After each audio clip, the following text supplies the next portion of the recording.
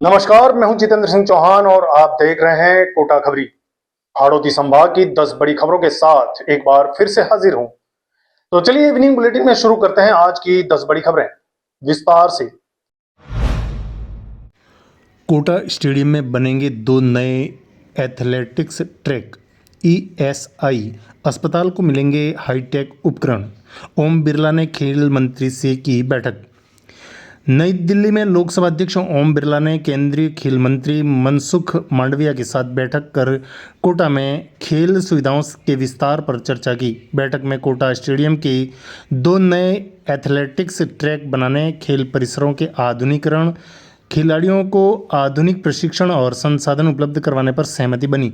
वर्ष 2030 में कॉमनवेल्थ खेलों को ध्यान में रखते हुए खेल अधोसंरचना मजबूत करने पर जोर दिया गया। वहीं कोटा के ईएसआई अस्पताल में रिक्त पद भरने और हाईटेक मशीनों व आधुनिक चिकित्सा उपकरण उपलब्ध करवाने का भी आश्वासन दिया गया। ओम बिरला ने कहा कि कोटा में खेल प्रतिभाओं की कोई कमी नहीं है। उन्हें बेहतर सुविधाएं मिले तो वे देश का नाम रोशन कर सकते हैं। ट्रेन की चपेट में आने से युवक की मौत, भूखे परिजनों की ह्यूमन हेल्पलाइन ने की मदद। कोटा रेलवे स्टेशन पर ट्रेन की चपेट में आने से 18-19 वर्षीय कबीर सोलंकी की दर्दनाक मौत हो गई, जबकि उसका साथी बाल बाल बच गया।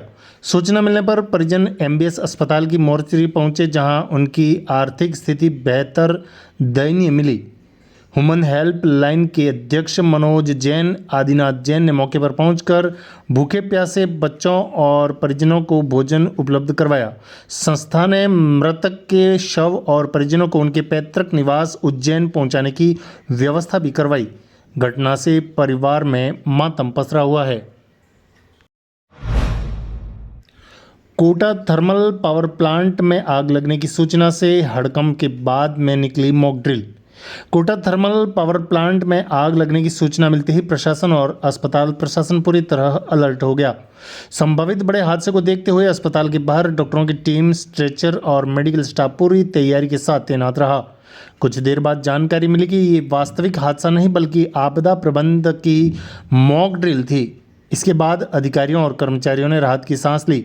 मॉक ड्रिल का उद्देश्य किसी भी आपात स्थिति में विभागों की तैयारियों का परीक्षण करना था। केशवरायपाटन में पुरानी रंजिश में युवक पर चाकू से जानलेवा हमला, एमबीएस अस्पताल में भर्ती।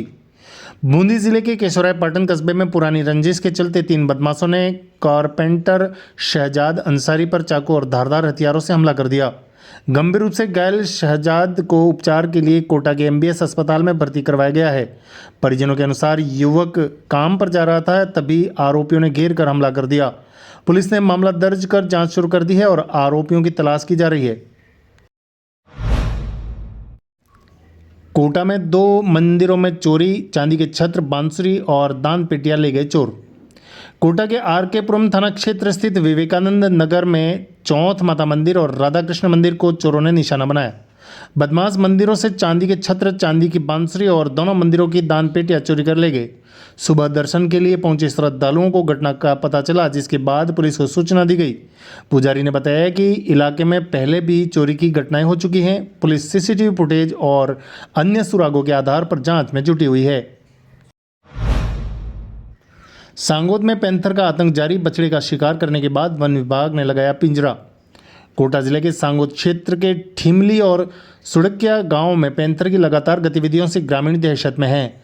भैंस और सूअर का शिकार करने के बाद पैंथर ने एक गाय के बछड़े पर हमला कर दिया।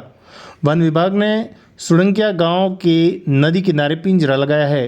रेंजर गुलाब चंद शर्मा ने बताया कि पिंजरे के आसपास पैंथर के ताज़ा पगमार्क मिले हैं और वन विभाग और टीम लगातार निगरानी कर रही है। जल्द ही पैंथर को पकड़ने का दावा किया गया है।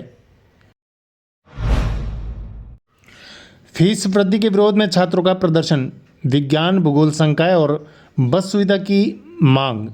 इटावा राजकीय महाविद्यालय के छात्रों ने छात्र नेता अनिल पंकज के नेतृत्व में अंबेडकर सर्किल पर प्रदर्शन किया। छात्रों ने कोटा विश्वविद्यालय द्वारा सेमेस्टर प्रणाली के नाम पर फीस बढ़ाने का विरोध किया।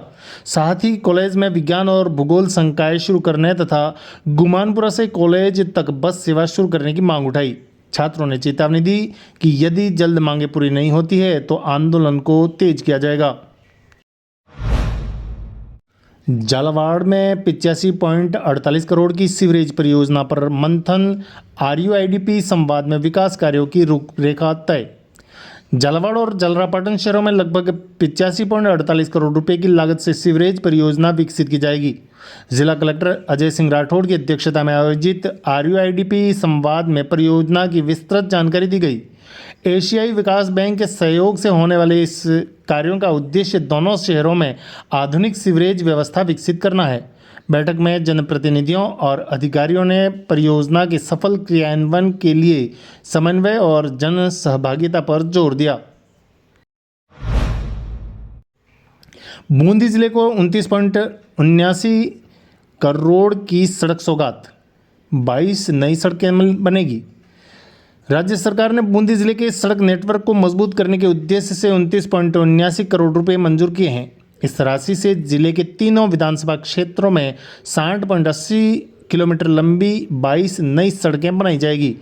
इसमें मिसिंग लिंक और नॉन पैचेबल सड़कें भी शामिल हैं। नई सड़कों से ग्रामीण क्षेत्रों की कनेक्टिविटी बेहतर होगी और लोगों को आवागमन में सुविधा मिलेगी। स्थानीय लोगों ने सरकार के इस निर्णय का स्वागत किया है। छिपाबड़ौद में झमाझम बारिश से राहत, कृष्णा कॉलोनी में जल भराव से बड़ी परेशानी। बारां जिले के छिपाबड़ौद कस्बे में तेज हवाओं के साथ हुई बारिश से लोगों को उमस और गर्मी से राहत मिली है। किसानों ने बारिश को खरीफ फसलों के लिए लाभदायक बताया। हालांकि कृष्णा कॉलोनी में जर्जर नालियों और खराब सड़क व्यवस्था के कारण जल भराव की स्थिति बन गई। लोगों को आवाजाही में भारी परेशानी का सामना करना पड़ा। स्थानीय नागरिकों ने प्रशासन से नालियों की सफाई और सड़क मरम्मत की मांग की है।